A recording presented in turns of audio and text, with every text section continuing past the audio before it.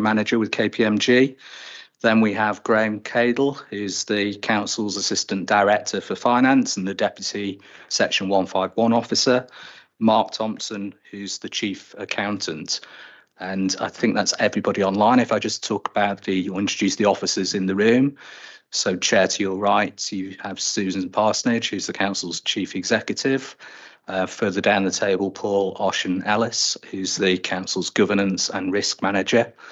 To my left is Catherine Hickman, who's the Council's Head of Internal Audit and Investigations. Madeline Shopland to my right from Democratic Services, and I'm Andrew Moulton, the Assistant Director of Governance and Monitoring Officer. Great, thank you very much for that, Andrew. So firstly, the minutes of the last meeting. Is everyone happy that those are a correct record? Can I have a show of hands to approve those? Sorry, Chair, we haven't had apologies. Oh, okay, sorry. Apologies first. Yes, you're right. Sorry. Apologies. Yes, Councillor Akhtar and Councillor Srinivasan. Okay, thank you. Make sure I get the order right. So we're all happy with the minutes. Thank you. In terms of the actions arising from various previous meetings, Andrew's kindly circulated to the members of the committee an updated list of the outstanding actions. So the idea with this is that the completed actions will show once and then they'll drop off at the next review of the actions list. Anything anyone wanted to pick up from the actions list? Mike? Yeah. Thank you. I noticed we had an update from EY on the points raised. There were 3 points. There was one on the internal audit and the function independence, and I think it sounds as if they didn't really understand some of our controls and processes, so I guess that was a little disappointing. And then the other points were really, they just weren't up to date with staffing in the finance department and also work on the valuations, so maybe that should be noted, but thank you for that update. I think this plus the general update would be nice to get earlier. So I think all the papers go out on the Wednesday and some of this came on the Friday, if not later. So I think it'd be nice if it was all in the same papers so we don't have to review it twice or 3 times. Sorry, I had one other point, and that was on, very pleased actually with KPMG's comment on the pension valuation. One of the issues we've had with EY was the audit work, and they were having to wait for the actual pension scheme audit themselves to be completed. That's taken 2-3 years later. And my understanding, I think if I've interpreted it appropriately, is your approach would be rather similar to a commercial company. The actuaries would prepare an IAS 17 report. Management would use that to prepare the disclosures in the accounts and the accounting entries. You would then use your experts to review those assumptions, and then the audit work's done. Can I just have confirmation that that is your approach, please? In very high level terms, yes. We also have to do some work on the underlying pension assets. So we would understand what makes up of those assets and do our own test work on how they've assured themselves of those valuations of the various levels of assets. So it's not just taking a report and ticking in the numbers. It's we do have to lift the bonnet under that. Yes, can you check contributions through to the underlying accounting records of the council? I see. Yeah. Thank you. I mean, that's great news because that should progress the audit a lot quicker than we've experienced in previous years. Thank you. I think it's definitely worth raising. I mean, that was one of the key points as to why the audits have been delayed. So hopefully that will make an improvement in future. Rob and then Stephen. That's good. Forgive me, this is probably going to be a foolish question. I'm just trying to get my head around this, being relatively new to the process. So this is only my second meeting. At the last meeting, I raised some questions about some of the numbers relating to audit concerns where the numbers didn't quite match. And that's fine. And it says that that item's been closed. But I've no idea what the result was. Is that somewhere I should have seen? So that we'll come to that when we come to Catherine's section, but we've reviewed the way that we lay that out. Catherine and I met about that and looked at the presentation. So when we come to that, hopefully it will be clearer in terms of, you know, the recommendations we had last time, what's changed, what we've got now. So when we get to that, let's have a look and see if we think that that's answered the point. So thank you for raising that. Thank you, Chair. Mike, you mentioned the pension fund audit. I just wanted to give you a little bit of an update, if I may, Chair. I was at the meeting of the pension fund just a few days ago, and this was covered on the agenda. I asked about it and it was covered on the agenda.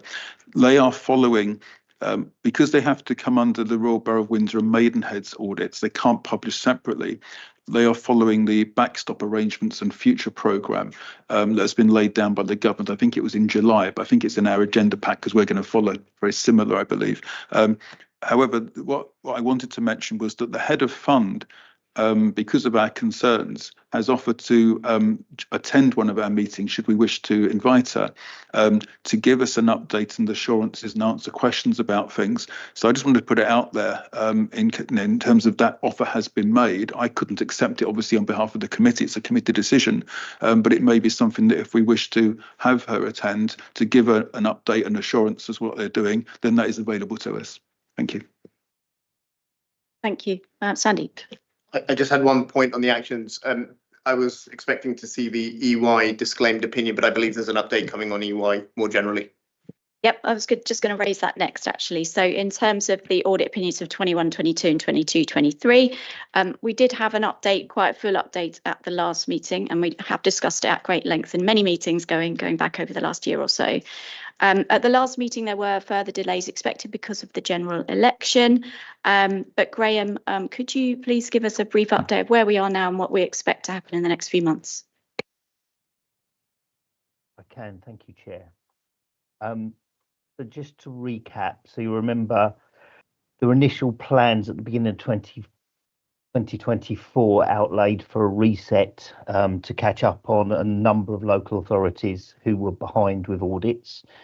There was a consultation launched in early 2024, which had a proposal that by the end of September, there would be a backstop for all 22-23 or before audits to be complete.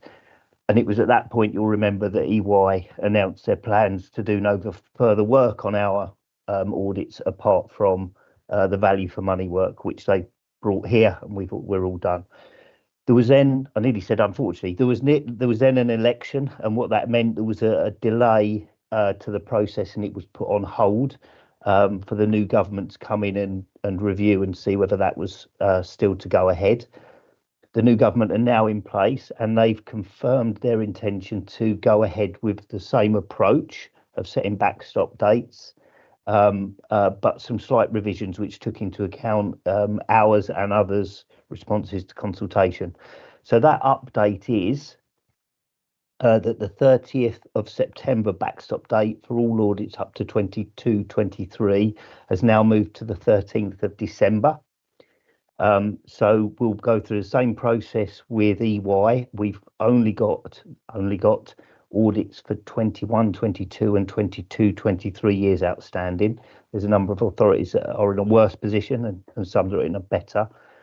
And then we'll progress going forward as we are with KPMG. So the new timeline now for 23-24, it was May 25 to have that complete. It's now February 25. And a similar date for the following year for the 24-25. They have laid the new regulations to Parliament, and there's a draft code of practice come out, but not all the guidance for the audit companies has been distinguished and detailed. So things like how that will look exactly for us in terms of the disclosure is not 100% clear, and the work that KPMG will need to do in 23-24 about the carried forward balances is not fully detailed. So there's still a little bit of work to be brought forward. The government are committed to update Parliament in autumn about what it will mean then for the longer term plans to fix the overall sort of infrastructure. So specifically in Wokingham, we've continued to work with EY. They've announced a number of bits of paper and updates they need for us to just finish off their disclosures, and we penciled in for this audit committee at the end of November that we would bring those final papers and position on the 21-22 and 22-23 audit. So EY would present that. We're continuing to work with KPMG, as you can see here today, and that's working positively. And as the detail of what happens in terms of those brought forward balances, for instance, comes out, they'll finalise their plan with us to continue with that work. So just a little bit more detail. We've been on some webinars to give the Audit Committee a little bit more comfort, both from central government departments, SITFA and the Financial Reporting Council. They've been very clear that the approach will be for these disclaimed results for there not to be a blame on the councils. They expect there'll be a lot of authorities in this position, some like us close to finishing in terms of 21-22, but there'll be a very clear message. We don't know what that is, but these disclaimers will not be about a local authority error. The one other thing that they've changed in this approach, you'll remember that we publish our accounts at the end of May. We won't now need to publish our accounts till the end of June going forward, so it just gives us that little bit more time. So hopefully that's helpful. Happy to take any questions if you wish. Thank you, Graham. So can we expect those opinions at the next meeting, or which meeting would be likely? The November meeting, I think it's 24th. Okay. Yeah, that's when we would expect and with okay, final and we're detail noting that we'll obviously have a knock-on effect on the following year's audit opinion from KPMG in terms of the opening balances. Part of that would have to be qualified, and also noting what you said about, this is a sector-wide issue and it's not to be seen as a blame on any particular council. I mean, it's not something obviously we would wish to happen, and we've discussed it at length, as I said, but I think that's an important point to note. Any other questions? This is an important area, so we can give a little bit more time to it, Mike. Graham, and will there be comment in those annual reports to explain why the disclaimer's there? So if there isn't too much detail in the auditor's report, are you going to put sufficient narrative so the reader understands the context of that audit opinion? Well, the reports themselves will come from EY for both those years. And as I say, the real detail of, I think, how much they've done or haven't done, I don't think has been clarified to this point. So we'll have to work on that. But we can certainly put a covering report around it, which can convey to both the committee and the public the context of them bringing that around. Thank you. I think that would be good for the officers and the finance department to show that it's not your fault, if you like. Anything else on this particular point before we move on? Yeah, Norman. Just to be clear, we're saying at this stage there's nothing that the auditors or the pension fund are waiting for from us. Everything's done that we need to do. Yeah, essentially we've got to the point where, well, I'll just start that and then Graham, you can come in, where EY won't be doing any more work, essentially, any more substantive work, so that we have to move to these unusual disclaimed audit opinions on those two. Graham, sorry, do you want to come in? No, it was my fault, Chair. Apologies. Yeah, so as you say, EY are not going to progress those audits any further.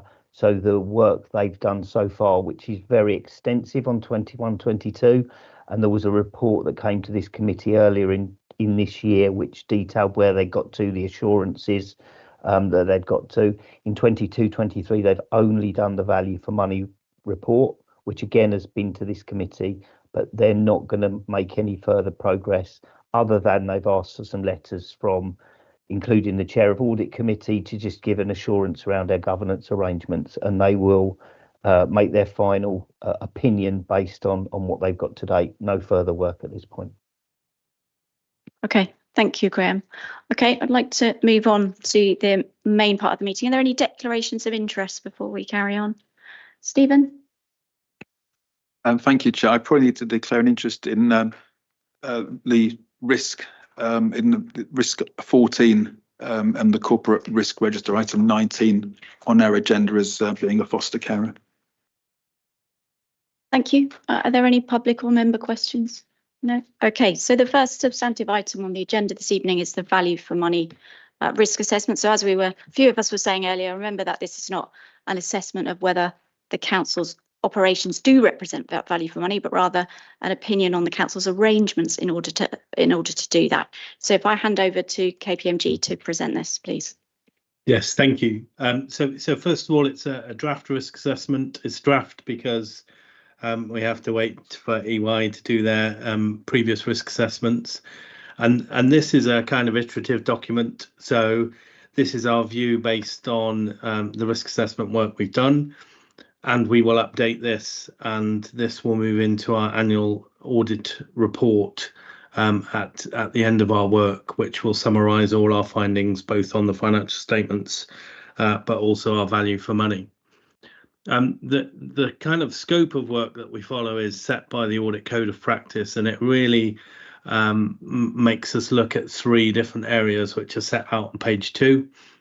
Which is financial sustainability, governance, and improving economy efficiency and effectiveness. So how the body manages its resources, how the body ensures it makes decisions and manages risk, and how the body uses information to improve the way it manages and delivers its services. So those are the 3 kind of subheadings that we look at.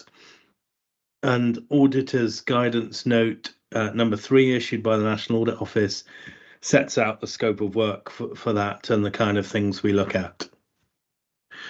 At this stage, what we're looking for, as said, is for the arrangements in place.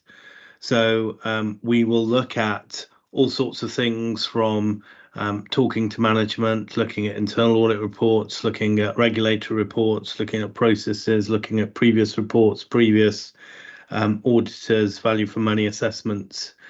And we will look at how things flow through meetings, how risks are escalated through the organisations, any particular business cases that might have gone through, we might follow those through. And it's all about looking at the arrangements in place to deliver those 3 things. And you'll be pleased to note that on page 4, our summary of our risk assessment, that we haven't found any risks of significant weakness. So this is where we would look to say, okay, we've seen something that's not working quite as we would expect, or there's something not quite working in line with expectation, and therefore we're going to do a little bit of additional work on it. In your case, we haven't found any risks of significant weakness, and therefore we will continue to update our work and update our findings till the end of our audit, but there isn't any particular areas where we think there is a weakness in arrangements. I always like to kind of pause there just to sense check that what I've said in terms of introduction is okay and there aren't any questions on that, but also to kind of pause to allow the committee to see if that view resonates with them, and if there are any particular areas where you are expecting us to have a risk of significant weakness, or whether there's any particular areas of focus that you would like us to target our work. Thank you for that introduction.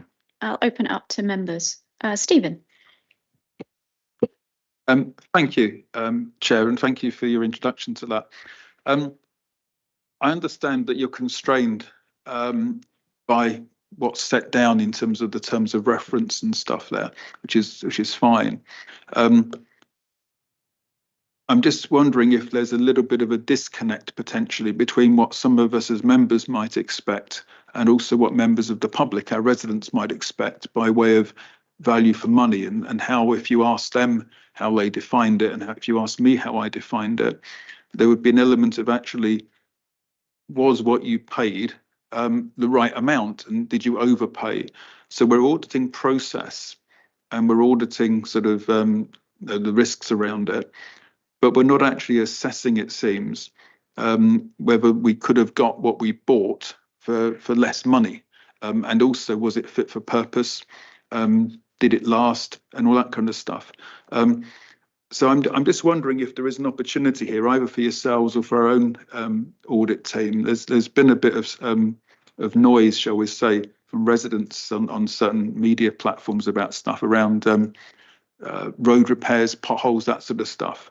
And also I know from our own reporting internally around the costs of children and adult social services. And I'm just wondering whether there is another piece of work that could be done here, either by our own team or by yourselves, provided it didn't cost too much, that actually looks at whether we've paid appropriately. And if there was a guarantee, say on a road repair, if it didn't last long enough, did we exercise the guarantee so they went back? That sort of more nuts and bolts practical stuff around what many people might consider is a value for money element. I'd welcome your thoughts. Yeah, I think the term value for money has, people view that title differently.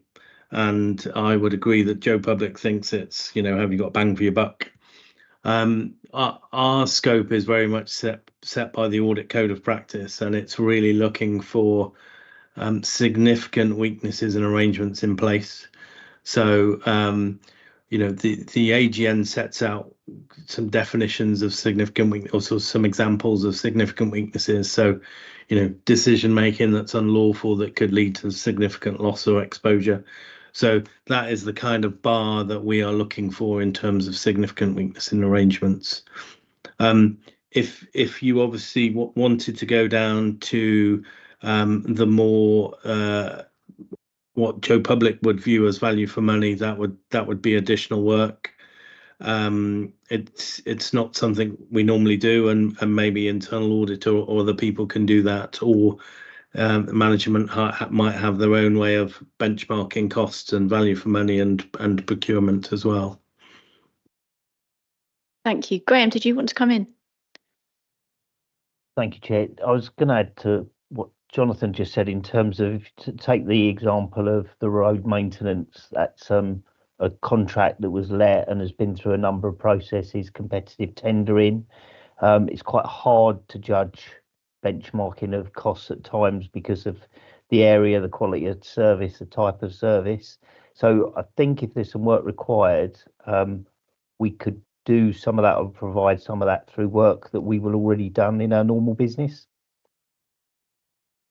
Yeah, I mean, what I would propose is that perhaps if I talk outside the meeting with Graham and also with Catherine, and we look at what the council already does, because internal audit does look at value for money and within the context of individual audits, and sort of see how much coverage we get from that, and whether it addresses your point, and then come back to the committee as to whether that gives you enough assurance, or whether we want to actually go ahead and do a separate bespoke piece of work. Is that okay? Yeah. All right. Okay. Other comments, Sandeep? Thank you. Thanks for that introduction, Jonathan. The question I had, I'm just trying to understand the level of detail and scope on each one of these elements. So, for example, on financial sustainability, I noticed on page 5, there's a 1.9 million improvement in the general fund called out in 2025. Do you, I mean, you've obviously put that in the report, but do you look into the feasibility of that, or is it just a reasonable test? How does that enter the report, and how much work do you do around that? Yeah, so a lot of the report is looking for arrangements in place. So for financial sustainability, it's things like unidentified savings, funding gaps in planning that would substantially threaten the delivery of the plan. Use of capital resources to relieve short-term revenue things. Financial plans based on unrealistic assumptions, those kind of things. So where you've put plans together or have delivered plans, we kind of look at the underlying realisticness of those plans to make sure you haven't got savings plans that are much larger than you've delivered before. Obviously, in the context of financial sustainability, all councils are under pressure to deliver more for less, and we understand all those challenges. But these are the kind of underlying arrangements in place that says, have people got a grip on the numbers and understand the actions they're taking have an impact on the numbers at the end of the year. So there isn't any kind of set materiality or anything like that. It's just looking at whether we think your kind of budget setting, plan setting, management and review of finances to date are sound.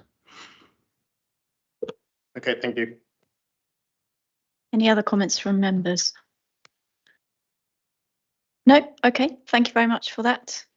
We'll move on. So the next item is the annual governance statement and the update to the local code of corporate governance. So I think, as the report says, with the number of high profile failings in the sector recently, it's really important that we look at this carefully and we take the council's governance very seriously.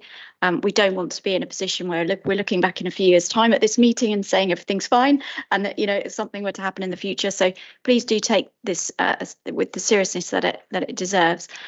Who's introducing it? Is it? Oh, Susan. Yeah. Okay. Thank you, Chair.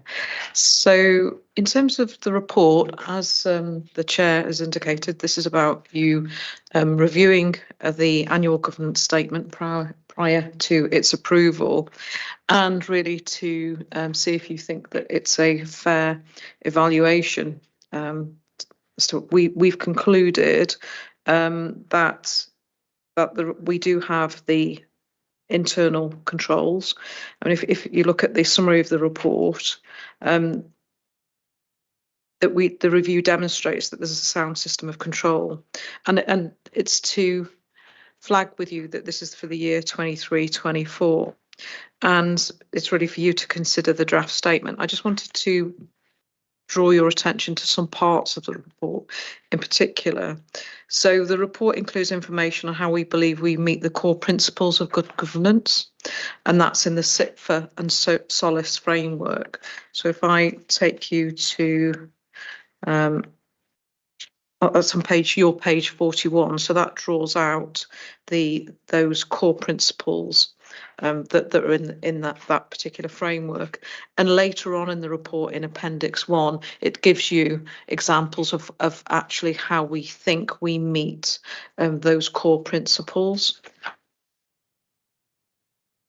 And within this report as well, and if I take you to page 46, it talks about the actions and improvements that we've put in place. So that's from page 46 onwards. So it talks about the council plan, and then the changes that have been made to Audit Committee, i.e. A second independent member. And it talks about how our review of the financial management code and etc. And further on, if I take you to page 48, that then talks about areas of significant change. And you'll know, it talks about the financial statements. You've obviously just been talking about that. It talks about overview and scrutiny, and then some of the corporate risks. And you'll know when I talked about the risk register the last time we met, and the risk register that we're going to talk about in a short while, that a number of those risks still remain as well. So this was obviously for 23-24, this particular report. So page 50 sets out for you that detail in relation to the core principles of good governance. And then further on, just at the end of the report, you've got the actions that have been done during 23-24 and the status of those actions. And then Appendix 3 on page 59 talks about the further actions for 24-25, so this financial year, and then the timescale for delivering on those particular actions. So that is as much as I was going to say, is in terms of the actual, rather than go into all of the detail of the report. There might, I'm assuming there may well be questions about some aspects of the report itself. Okay, thank you for that. Questions from members? Start with Sandy. Yeah, I guess I just wanted to stress that. So on principle G, which includes the delivery of audit, we've got a conclusion of effective in there. And I know it's quite broad in terms of the principle itself, but given what we've been talking about with regards to external audits, how do we get to effective and just some of the thought process behind that?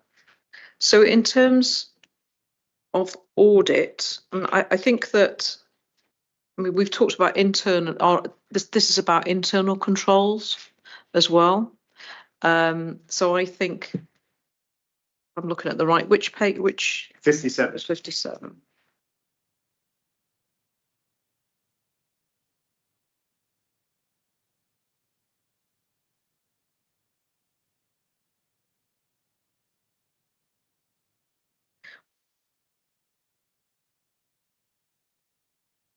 We've talked previously about actually audit or internal audit, and there are a number of factors in here in terms of effectiveness and why we think we're effective. So I think that, you know, this for example draws attention to Ofsted and a visit by Ofsted. So when we have external bodies coming into, you know, audit and review, then that actually means that we're introducing others to, you know, measure the effectiveness of what we're doing. And for me, that's about being transparent. So in the way that we do things, and being, you know, it's about actually us being accountable and somebody else actually measuring that. So it's not only about audit. So this particular section talks about the fact that we have these meetings open to the public. So again, that's transparency. We've got a transitional corporate plan that's gone through to council about that decision. Again, that's being transparent about the way that we do our business. We're going to have a full council plan. And at the same time, we're actually developing a vision as well. So there's a number of things, I think, in terms of transparency and reporting and accountability, that actually why it's been assessed as effective. I think that what you've talked about in terms of the accounts, that's an aspect. But as has been said, there's an aspect that's not within our control. So I think it's really important that we do whatever we can do within our control, and then where something's out of our control, we lobby, we raise, etc., which of course this audit committee has done. So I think that's for me, there's a whole host of things that actually demonstrate why we think that we're transparent and we are accountable. So for me, again, it's really important going back to where we bring others into the organisation, to, for example, peer reviewers. So there was a peer review. There's been a number of peer reviews of our services. There's been a peer review of adult services. There's been a peer review of the council. So it's really important that that happens. Okay. So it sounds like that principle is fairly broad and on balance, given everything that you've talked about. And perhaps if we were to take the financial external audit piece out, we may think differently in isolation.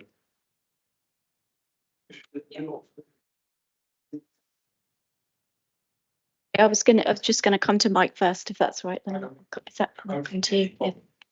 Yes, I had exactly the same point actually, but also affecting principles C and D.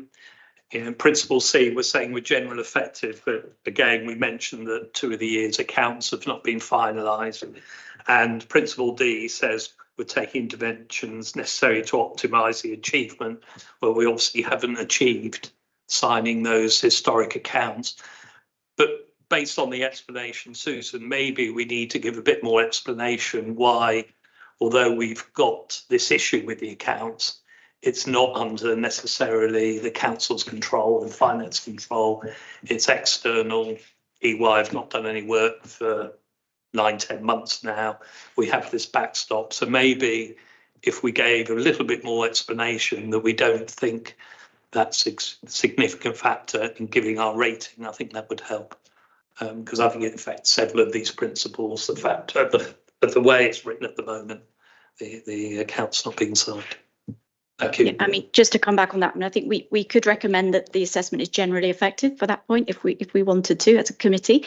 I mean, I think in terms of the financial statements, we have published the numbers on time, but obviously there's this key point about the audits, and as we've discussed at length. But I think that's a good point to raise, to add a bit of more context as to why we think that's the right opinion. Just to explain that a bit further. Yeah, I think that would be the way around it. Yeah. Okay. Sorry, do you want to go ahead? Actually, it was the same point. I'm less concerned about if it is effective or generally effective. But it's more important, I think, that the action, the C2 is covered in the action plan, that we're tracking that one. I think that is, for me, more critical than if it is effective or call it general effective. And I think that is covered under C2, I think. Sandeep, yeah, action C2, I think. Yeah.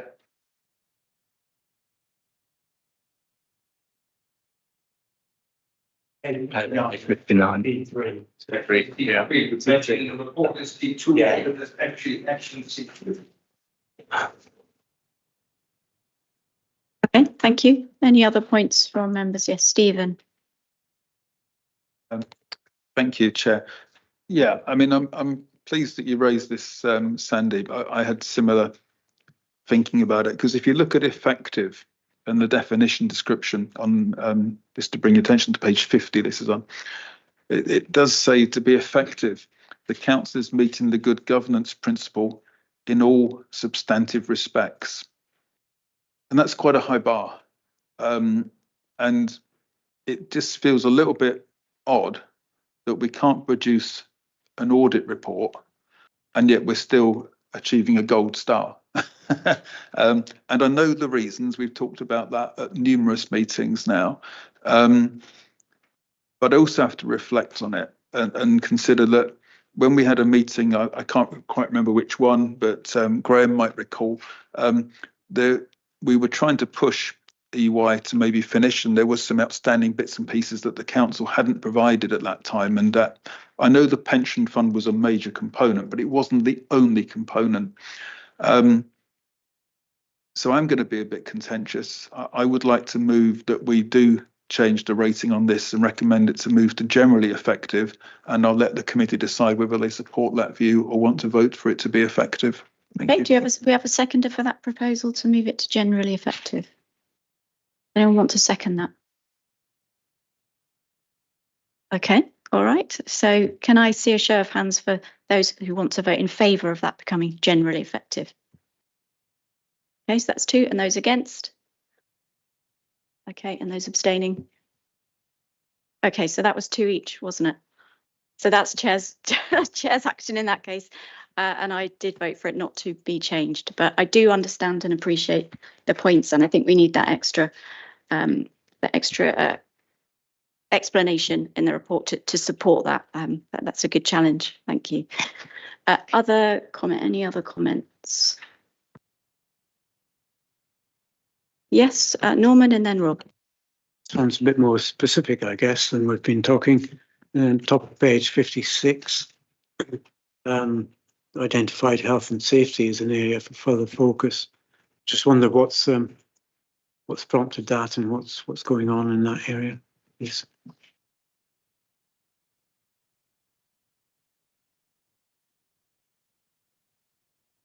So we have moved the team to a different part of the council, and we felt that it should have a further focus in terms of an increased focus on reporting.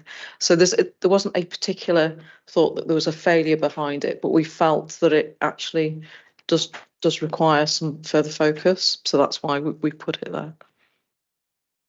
So it's focused on what? Just the organisation of the health and safety team? Or? It's with regards to actually the reporting about health and safety. So, for example, something that we spoke about very recently at our CLT meeting is actually having a clearer understanding of what's coming out of near misses, for example. So it's really that sort of understanding or in that sort of particular area. Rob? I have the exact opposite to a specific question. I'm perfectly happy with the principles and core guidelines, but it said in the principle A, you said that the council can do more to ensure its values are fully embedded in the culture of the organisation. I wasn't sure whether you meant that's something we should be doing, because I didn't see any actions specific to that. So is that simply a, we can always do better type of statement? Page 51, paragraph 1. Second line, the council can do more to ensure its values are fully embedded in the culture of the organisation. I wasn't sure whether that was a specific aim, like we recognise there's an error, that we have to not doing as well as we can, or simply a motherhood and apple pie, we can always do better. I think it absolutely is more about we can do better. We can always do better. We've had a set of principles, a set of values, and we're developing another set of values as part of our workforce strategy, because it's really important that we actually work with all our staff on that, which is what we're doing right now. So it's, I think that the approach that we're taking right now around where it's if I can put it from the ground up, I think that helps in really embedding the values in an organisation. So there's more we can do, which is what, and we are doing it through the way that we're actually really engaging with our teams on the values, new values themselves, and also our workforce strategy, which is linked to it. So I can take that as basically being, to a certain extent, business as unusual. You're just doing that, you're trying to embed those values as you're going through day-to-day business in the various different departments, as opposed to there being a specific program to try and do that. So maybe if I can sort of say it in a slightly different way. So previously we had a set of values, and it was a set of values for the organisation, but it wasn't developed from right across. The values weren't developed from right across the organisation in terms of that involvement. Whereas we're now are developing a set of values which they've been heavily consulted on before they actually become the agreed values, if you like, and so I think there will be, in terms of embedding the values, I think they'll be better embedded, if I can put it like that, because there's a far greater involvement of staff from across the organisation in developing the values themselves.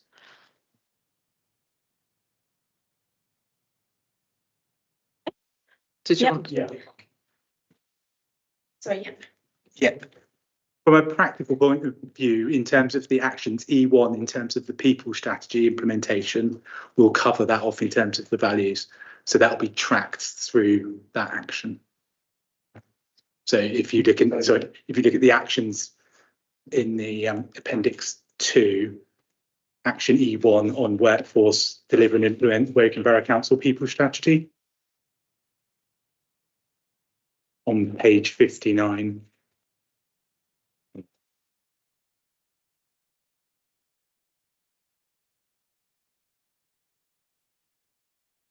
It'll be, so in terms of tracking, you'll get to see that when we bring the update. And just if I can add to that, so on the workforce strategy that Paul sort of talks about, which is being tracked, so that again, there's a lot of consultation that's taking place across the organisation, because again, we really need to involve our staff in that. So we've had sort of over 1,000 sort of pieces of information back from different members of staff about the workforce strategy. So it's really, again, looking at really sort of wide engagement. And as Paul has said, you'll get information about the workforce strategy and about the values as well. thank you. Any other points from members? No? Okay, thank you. I'd just like to draw your attention to the recommendations for this item. So that's on page 33 before we move on. So we've reviewed the annual governance statement. and considered whether it properly reflects the risk environment, supporting insurances, including Head of Internal Audit's opinion. Secondly, to consider whether the annual evaluation for the AGS fairly concludes the governance arrangements are fit for purpose. And thirdly, to consider the local code of corporate governance and recommend it to council for approval. So we actually have unusually got a recommendation that we're actually making this evening. So I'd like to take a vote on those 3 recommendations. So all those in favour? Okay, that's unanimous. Thank you very much. Okay, so we will move on to the next item, which is the risk register and the risk management policy. I'd like to take these in 2 sections and do the risk register first and then have a look at the policy. Who's introducing this? Okay, thanks, Susan. Thank you. So, excuse me, Chair. Sorry, before we move into the next item, we have a clash with another audit committee. So unfortunately, we're going to have to leave at this point. But I just want to say thank you, and we'll hopefully be able to stay for the full time next time. Okay, thank you very much Thank for your you. time. Thank you. Bye. Susan. thank you. So, in terms of the report that you've got in front of you, if I just take you to page 81, really, you know the recommendations. We've actually talked about this report, not this particular report before, but the risk register before. So in terms of the overall risk position, if I sort of take you straight to that point. So what we're actually saying in terms of this risk register is 2 risks have reduced, that's workforce and mainstream education provision, and 2 risks have increased, that's the local plan and outcomes and costs and outcomes and costs for children with SEND. So I wasn't planning to go through all of the detail because what it talks about in terms of the budget and the financial pressures around the budget, one of the significant pressures is the high needs block deficit. So there's a link between the budget pressure and also the high needs block deficit and that financial risk around there. And we've talked a little bit already about the workforce strategy. So that's the reason why there has been a decrease, because of this. There's a lot of focus on that and the people strategy as well. And there's a lot of detail here in about SEND and the work that we're doing to actually address the challenges around SEND. As it talks about, the cumulative deficit is projected to be 33.6 million at the end of the year. This is a pressure that's being felt right across the country.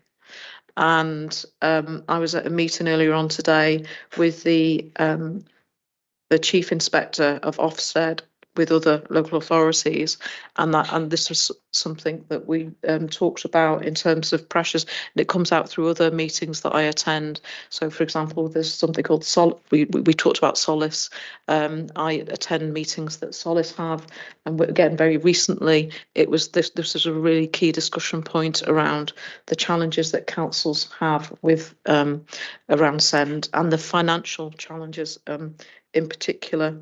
And as it says on paragraph 19, there's currently statutory override on the dedicated schools grant. So that means that financial challenge is within it, almost enclosed. It's not. It's there, but it's not directly affecting the general fund, those save for, when we have to put money in and we have to pay a revenue cost. So there's a financial cost, but it's not the 33.6 million cost, which is so these are big. It's a really big challenge, this particular point. If I move on to the other challenges, it's got we talked about the climate emergency action plan in the report and others. And then if we go on to the actual spreadsheet table at Appendix A, that then puts your risks So you've got the budget and financial resilience risk, obviously, in the top right-hand corner, along with the SEND, outcomes and costs of SEND in that top right-hand corner, as we've just been talking about. And also along with the adult services sustainability and cyber security. And within the report, you've got the risks identified along with mitigating actions. And I'm sure you may have questions about the risks themselves. Okay, thank you for that introduction. Questions from members? Sandy. Yes, thank you. I had a general question on cybersecurity. Obviously, I can understand why the details have been taken out. Totally respect that. I just couldn't reconcile, given the level of threat and the specialism of that subject, what exactly are we doing? Is there a specific committee? Like, what's the solution or the kind of thought process there in terms of addressing that risk? So it is, as you would expect, something that we discuss at our corporate leadership team. Absolutely. And we were discussing this on Tuesday. So it's absolutely high, very high on the agenda. And in terms of having a conversation, we can have a conversation with the chair of the audit committee about it. That's we try. So we had that discussion of how we, you want to be transparent, but then at the same time, there's a real risks around actually the information about this, about the cyber risk being here, that they are, very real risks. So yes, it's high on the agenda for the corporate leadership team that we have in the organisation. Yeah, and perhaps I can refine my question. So it's a specialist subject moving very quickly. Do we have all of the knowledge and resources that we need to tackle it, or are we bringing those in, I guess, is the question. I'm confident that should we need something in addition to what we don't, then it will be flagged with me. Fortunately, our Chief Operating Officer, who reports directly to me, is her background is IT. I know IT is much broader. It's IT cyber. She absolutely is on it. So somebody with that knowledge sits on the corporate leadership team. So it's very much. It's not really sort of lower down the organisation. Thank you. Okay, other questions? Yeah, I'll go Martin and then Steve. I was thinking a bit about risk 4, the undeveloped, uncontrolled development. We have now moved to a stage where the local plan was approved by the council, but it doesn't carry a lot of weight yet until much later, for another year. So we are in a bit of a difficult position that maybe people feel we have a plan that we want to stick to. But the plan doesn't carry a lot of weight, which still exposes us to developments, places where we don't want to. And if they're not in the emerging plan, there might be some tensions which might result maybe in the next few years in the next year of more appeals required to solve these things out. Is that a risk that we have taken in, and also maybe in terms of budget, or is that considered? I was just checking. Certainly with regards to this particular risk, as it says, risk 4 is really about risks around uncontrolled development. And obviously the steps that we're taking are very much around having a local plan in place. And it's on track in terms of, as it says in the report. What I would say about our planning team, it's important that we we have the right resources for planning as well. So going back to ensuring that we have what we need, and the specialism in terms of knowledge in that area. And I would say that as a planning team, they perform highly. And we know that from when we went talking about benchmarking earlier. We know that from benchmarking data that the planning service is a high performing service. Could I, if Stephen doesn't mind, if I could just come in with another question related to that on the local plan. So with risk 21, which is affordable housing, we don't mention the local plan in there at all. And obviously last week at the council meeting, that was one of the key parts of the discussion, was around improvements in availability of affordable housing as a result of a adopted local plan. Should that be in there as one of the actions that at the bottom in terms of what we're planning to do? Is there a reason why it's not mentioned? I think that you're right. I think it should be included because it is directly related. Absolutely. Stephen, did you? Thank you, Chair. I wanted to ask about risk 5 and 19. Thank you. You've already mentioned risk 5 in your introduction. This is about the particularly the children with SEND. I may well have missed it because I don't follow every single thing, unfortunately, that goes on within the council, much to my shame.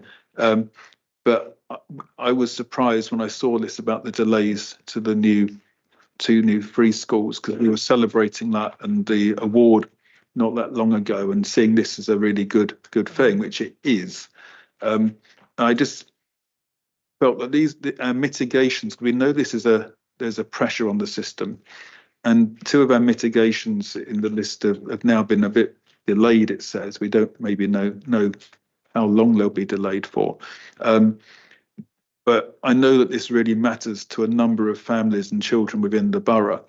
And I just wondered, what's the plan now that we know this has been delayed, because it will have quite a big knock on, and what mitigations have we got to try and manage things until these new schools are able to be opened? And do we have an idea now of a new timescale? Thank you. I'll come on to my other point afterwards. I'll ask that one first and then go to risk 19 if I may. That's fine. So point 16 in the actual report itself talks about the impact of the delay by the DfE. It talks about the fact the estimated cost of the impact of the delay. So that is quite significant. And obviously we are raising strenuously with the DfE in terms of what it actually means. Because on the one hand, we're relying on the DfE in terms of the 2 schools, and on the other hand, we're part of the safety valve programme, where the DfE have actually allocated funding to help us address the SEND challenges that we have. So it's in the DfE's interest as well to do this. And what was the second part of your question on that particular aspect? Sorry. Do we have any timescale as to when a new idea when the schools might be? I don't have a timescale on me, but we could check that with the Director of Children's Services. Yeah, I mean, it's obviously disappointing, but yes, it is. It is side of our control, I think, is also fair to say. And in terms of other mitigation, we have a whole host of actions that relate to safety valve, and some of those are mentioned in the report itself. They're not the schools, but there are other actions that we are doing to have an impact on this whole area. So you're going to ask me another question? Yeah, sorry, this was about risk 19. It just says in the mitigating action that it was due by September 2024 and it was overdue. I wasn't sure if there was anything further you can mention on that as to when we might expect it and stuff. I think Andrew is going to come in on that one. Okay. Yeah, thank you, Stephen. So, yeah, information governance as a whole. Firstly, you'll be getting a detailed report from me at your next meeting, which is the annual CIRO report, which will go into a lot more detail than what you've got on that one pager tonight. I think in the context, and you can see from the grid there, whilst we've got issues to fix and address and that sort of continuous improvement approach, we're currently in that yellow quadrant. Obviously, we want to move that into green. What I would say in terms of the specific there around acceptable use policy, it's not that we don't have one in place. All our new staff sign up to it. All the existing staff have to go through a biannual review of it and training. So it's in place, but what we want to do is just make sure that it reflects changes in terms of technology, which obviously change very rapidly at the moment. So we're looking at things like AI and making sure we've got proper governance around that. But yeah, we're very much on it, and I hope when you see my report in November, you'll get that sense and that assurance that we've made some positive steps in this area, but also we're actually coming from a relatively good position to start with. Okay, Mike? I'll use Stephen's risk 19 as an example, actually. I had a quick flick through all the risks and compared some of the target dates to where we were in the last meeting. And I think, and I'm sure I've missed some of them, in 9 of the risks, we've actually moved those target dates, and quite a lot of those we say we're on track. So, for example, in Stephen's, although with this one we do actually say overview, in the last report to the committee, we had a date of March 24. If, for example, I look at risk 1, but I say there are 9 different risks here. For constitutional review, where we're saying on track, we've put January 25. In the last report, it was November 24. And I personally, I don't know about other members, would quite like to know what the original target date was, and then we can judge what's moved out. 1 or 2 you address in the narrative, and that's very good on the update on the risk, but I think maybe that's one link, and it would certainly help me anyway on knowing where things are slipping, and is on track the right explanation. If we've moved it on 6 months, maybe we should say, as you have done 1 or 2 others, is delayed, and maybe explain why. Yeah, I think that's a really fair point. I think we've started to try that through the narrative, but I'll look to Paul here, but we'll look to see how we can make it easier for the committee to see where things have shifted and make sure that's totally transparent. Well, we've done it in other areas as well, haven't we? So I think that's maybe one area we've not done it. Sorry, Paul. Another job for you. Yeah, no, that's fine. But just to explain the rationale that I've been trying to use, I don't know how successfully, but I've tried to put it in the narrative report. We've changed that and then reflected the status against the new revised targets. But I think what I'm hearing from you is that you prefer it if the target, it became, the status went amber, it was noted in the report, and then next time we changed it.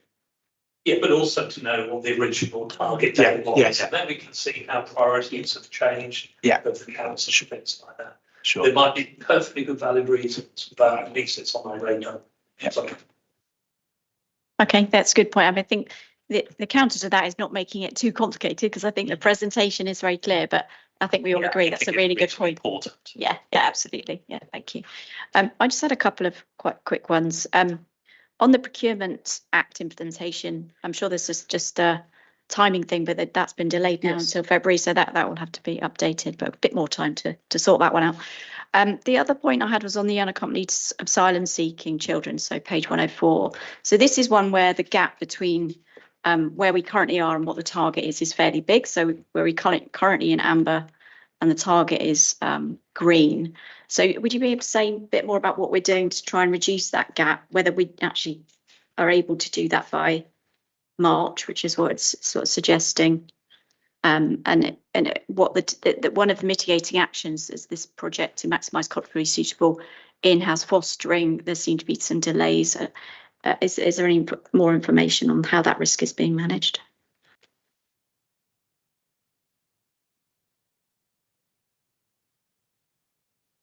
I think if I can ask that we get some more information about that, unless Paul, you've got some more detail on that. I think you have to go to the DCS on that one.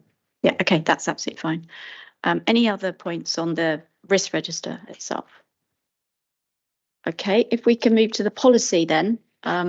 Did you want to introduce this? And particularly, I wasn't sure what the changes have been. It's quite a thorough document, and I know it was reviewed quite fairly recently, wasn't it, in quite a thorough way. But if you could just introduce any changes, etc. Yeah, sure. Okay, so this is the council's risk management policy and guidance. Effectively, there's been no changes to the policy itself, and just two small changes to the guidance. On page 136 in the guidance, we've inserted the status column into the figure 2, which is what you've been seeing since you suggested it from the middle of last year, and we've just brought the guidance in line. And the second change is the insertion of point 13 around further information, which is signposting the risk management group to use as the guidance. So it's a very light touch review.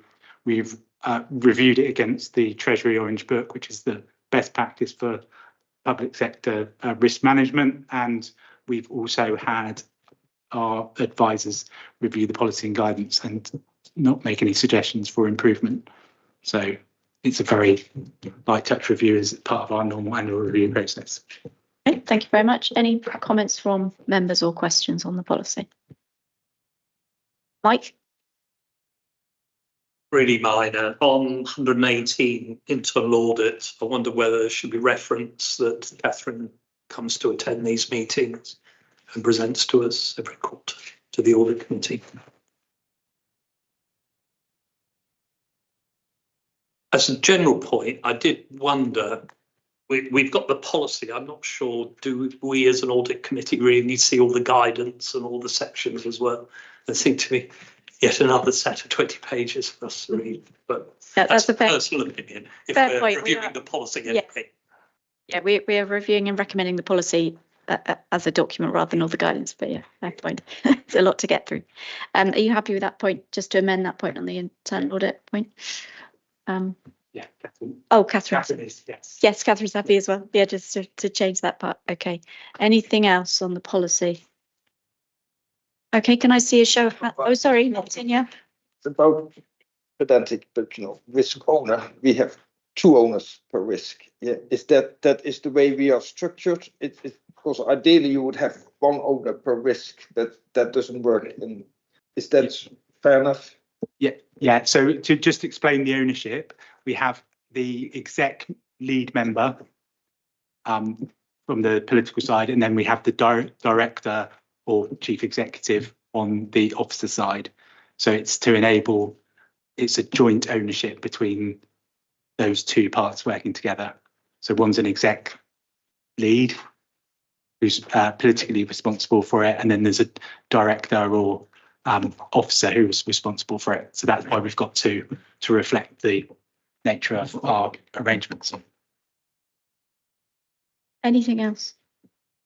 No. Okay, so the recommendation, I've just checked it actually, is to review the policy and the guidance and recommend to council. So we do need to consider both.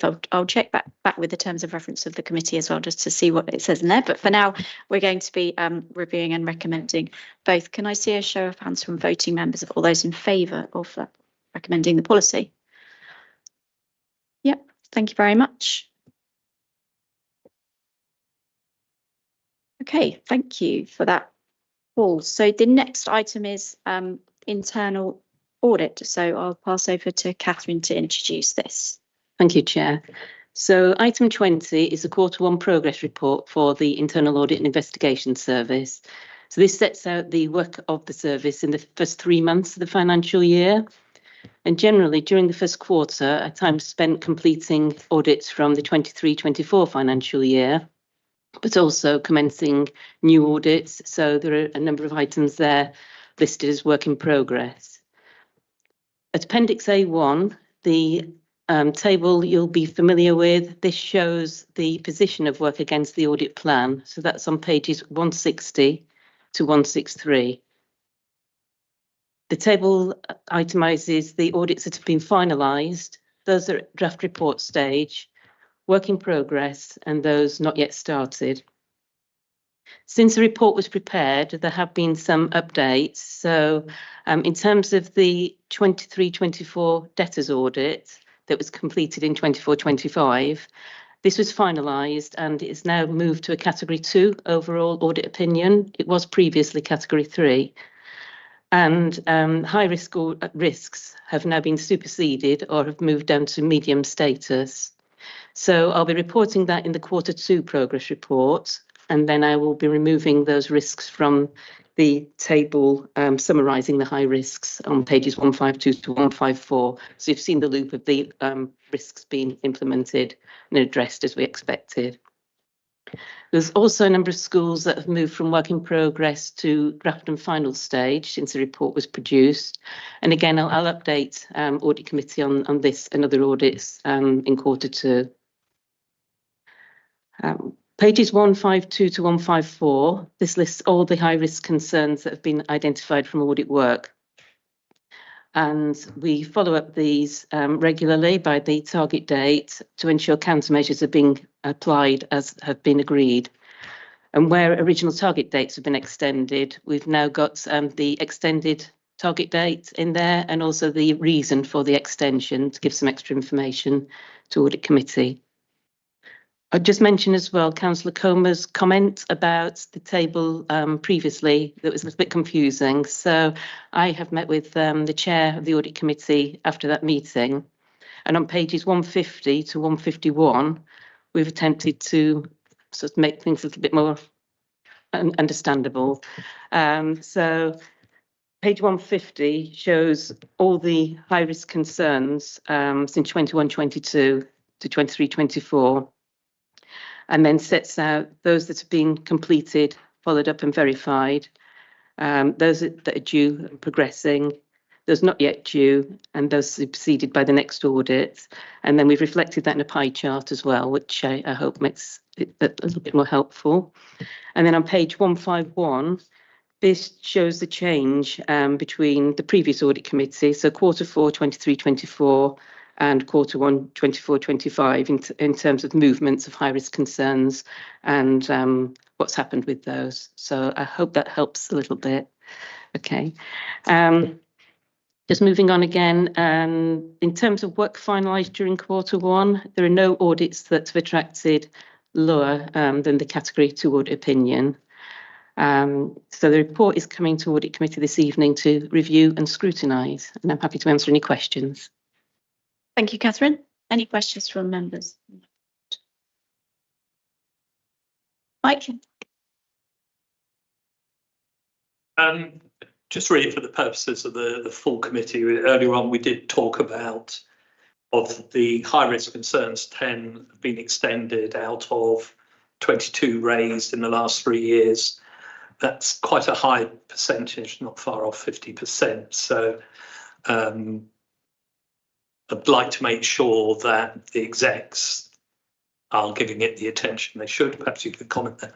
But also, is that rather indicative of medium risks and low risks that you don't present to this committee are almost half the number of deadlines moved? Right, so in terms of medium risks, we do track all those.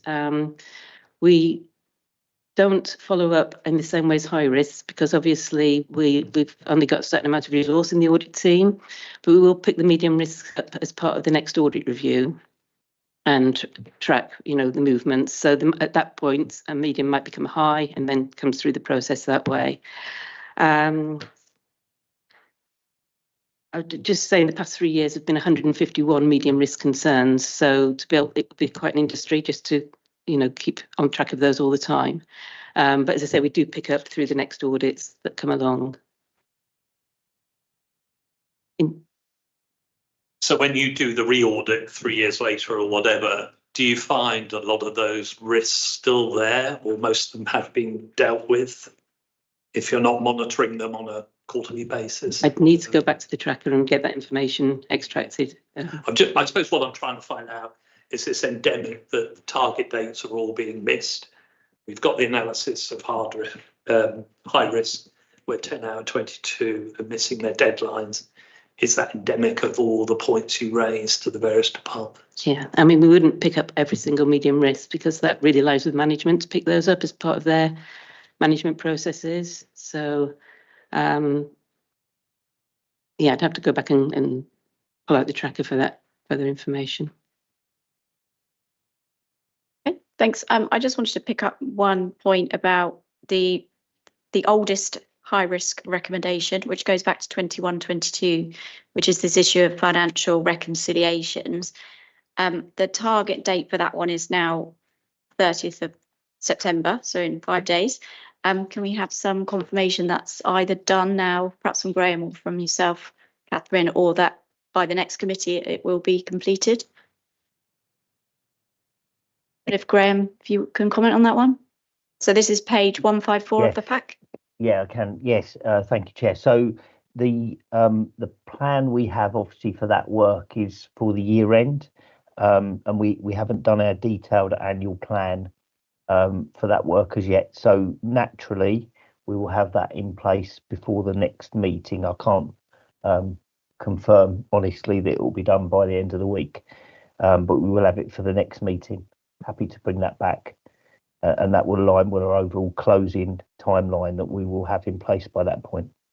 Okay, I mean, I think it would be good to have confirmation at the next meeting because it's a fairly standard thing that you'd hope was in place, and I understand that the reasons for it, but we could get that confirmation at the next meeting that's now done. That would be good, considering it's so old. Of course, Chair. Just to give some context of improvement, there's a number of those that are in place and done. We just haven't done the plan that shows that piece of work mapped out going forward. So it's not as if that work hasn't progressed, but not complete, and happy to bring it back with confirmation for next time. Okay, thank you. Any other comments from members on this report? Mike? Just on page 156, where we talk about fraud. So we've mentioned 51 referrals. I wondered if you could give a little bit more colour. What sort of fraud are we talking about? Almost whether they're serious or minor, but also the nature of them. I've been quite interested in. Right. So in terms of the types of fraud, quite a significant proportion are relating to council tax reduction scheme fraud. We have some housing tenancy. And then we have small clusters with blue badge, care agency and social care. As I said, the majority fall into that council tax reduction scheme. Thank you. And I wasn't sure what period this covers. It sort of says as at 30th of June. I don't know if it's since March or whether it's 15. I wasn't quite sure. Right. So as you know, we have a corporate investigation officer who's relatively new to the role. And so she's been getting everything right up to speed. So this is all the fraud referrals she's got at the moment in the caseloads. Some of them do relate to the previous financial year that have been rolled forward into this year. Okay, so it might be over 15 months, say, or something like that. Yeah. Okay, thank you. Yeah, Martin? I had one question, Captain. Maybe I misunderstood, but was the one order that had initial on opinion 3 that moved to opinion 2? Thank you. No, it improved. So the debtors audit, when we previously undertook that work, it was one of the lower category audit opinions of 3, but we've re-audited it, and because of the work that's taken place, it's now moved it higher and up to a 2, which is positive. And one follow-up, when we do a re-audit, we also look if actions from the previous audit has been closed out, I suppose, and if not, that counts not positively, I suppose. We would pick up the previous actions, yes, and then we'd comment if they had been actioned, yeah. Any other comments on the report? No? Okay, thank you very much, Catherine, for that. So the last main item on the agenda is the SIPFA Management Code. Who's introducing this one? Graham, okay. if you could explain, Graham, what we've got in the pack in terms of, you know, the different appendices and et cetera, and the years they relate to, et cetera, that would be great. Of course. Yeah, thank you, Chair. So the SIPFA Code report, this is the third time we brought this report to this committee. We initially did an assessment against the code in March 23, brought an update in November 24, and at that point we said we'd bring more regular updates on progress against the code. So the code is not mandatory. SIPFA, which is our professional accounting body, set it as a list of good practice and governance measures, a bit of a checklist. But it's good practice to check yourself against that and make sure that you know the organisation has got the right approaches in place. Let me, if I just confirm, Appendix A is our measure.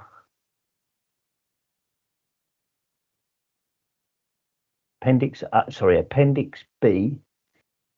Sorry, Appendix A is our measure against the code. So the code lists a number of activities and a number of checks, and Appendix A lists where we are, gives our kind of evidence, and details where we're going to make improvements against a RAG rating. Appendix B is our improvement plan. So this was presented again last time and has now been updated. The actual code itself hasn't been updated by SIPFA, so that's remained the same. We've made some good progress in some areas. So for instance, across benchmarking, you'll notice the use of that is further ahead than last time. Also, we did an external review in detail around our overall financial standing and reserves. And there's certain areas where we picked up, so children's, for instance, which relates to some matters we spoke about earlier in this meeting. There's an improved governance and financial support around those areas as well now. But there are a couple of areas, unfortunately, that haven't made such good progress, although there's some reasons for that. And if I can just go through those. So the formal training, our approach before the assessment was more of an informal support. So our finance business partner model supports all services. And we get good satisfaction. Each year we do a satisfaction survey, which is in the 80s to 90% about the support they get. This suggested a more formal approach is added alongside that, and we hope to progress that sooner. However, we've aligned that now with the more corporate management training so that it all fits together, and that's moved that timescale back a little bit, but I think makes sense to make it part of a more embedded approach. The second area that slipped is around asset management plan. So again, we'd hope to have that in place sooner, but actually that's got caught up with the wider review the council's taken of its assets portfolio. So actually that made sense to hold on to that whilst we consider our portfolio and whether there's opportunities to change and move that alongside our budget pressures, and therefore that work will now move into March 25. But we feel in a good place. We've strengthened significantly, and I think the steps in the plan hopefully show where we're moving forward. Thank you, Chair. Thank you, Graham. So Appendix A is the current position. Yeah. Okay, because I think it just threw me because it says 2022-23 at the top. So I think it just threw me as to whether that was. My apologies. Yeah, so that's okay. So that's the current position, and then we've got the action plan as well. Okay, thank you. Questions or comments? No? Okay. I just had a couple things to raise. One was on, so I think this was in section B. There's been previous comments about the finance team's capacity. Yes. In terms of short staffing previously. Is that now been resolved? Yes, I think we're on the journey with that, in that we have further resource now. That resource is also improved in terms of skills, alongside process and governance arrangements. So for instance, around capital, we have a departmental governance arrangement, and the further work we're doing in training staff in terms of service managers will allow them to self-serve a little bit more so that we can focus, I guess, on the more high risk. So I think we've got the right resource and the right skills. I wouldn't say we're perfect, but the journey we're going on, and say the improvement plan around the formal training should help. Okay, thank you. The second point was about so section C, in the areas of improvement, it talks about the financial regulations, which are part of the constitution. It was really just a question for the committee, really, as whether we think it would be useful for this group to review the financial regulations section of the constitution to sort of support the review. I don't know if anyone has any view. I mean, I know we're not, a finance type committee, but we do have some good expertise on this committee. And Graham, do you think that would be useful? Well, I was going to say that as part of the wider constitution review, we're actually doing a review at the moment of the financial regs, and that will go through the constitution working group. Yeah. And then I think be brought through to council in January. So yeah, I guess it's how it might fit in with that. I appreciate it's going through that group as well. I just thought it might be useful because that is a fairly small group, and it's a working group rather than a committee. And it might just be, if we can make the timing work, it might be useful for it to come here for a more sort of thorough review just of that element. So perhaps we will look at whether we can fit that into the next committee if it fits in with the timing. Okay, Stephen. Thank you, Chair.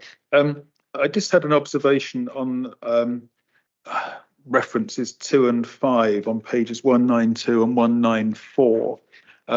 It talks about providing financial training and stuff to the officers, and then more specifically in 5 it was talking about directors' job descriptions, and I just wanted to understand that a bit, because financial responsibilities can mean being able to understand spreadsheets to some extent, being able to understand how to budget and stuff like that. But what I was wondering about is whether this included commercial training, which is slightly different, and that's more leading into what we were talking about earlier in terms of actually getting maybe value for money, and when you think about it from a corporate perspective, rather than just being able to add things up and report them appropriately. And I wonder whether that might be, if it's not part of the plan, whether that might be looked at as a useful part for appropriate staff. It's not necessarily for everybody, but it might be something that could be useful in certain key roles. Did you want to come back on that, or? Yes, thank you, Chair. Yes, so that is part of the plan. Just in terms of job descriptions, at the moment, it has clarity about running the business and the finances. We just wanted to beef that up, I guess, in line with what you're saying, in terms of, understanding unit costs, etc., etc. So it's just about fleshing that out a little bit more. In terms of the training, we wouldn't expect people to know the regs, but we would expect them to know the budget enough to run their business, which has to include how their costs align to demand, to rising prices in the market, etc. So they get that more informally at the moment, and we work with them and maybe handhold. We're looking to move to a not a self-serve, but a model where they are more able to do that by themselves, and then we can focus on the more complex and high risk areas. So we're very happy to make sure, as is in the plan at the moment, that commercial side is in there. We also have a commercial board that we're setting up, where we're working with services in particular areas to focus where there's significant opportunity. So it lines into that piece.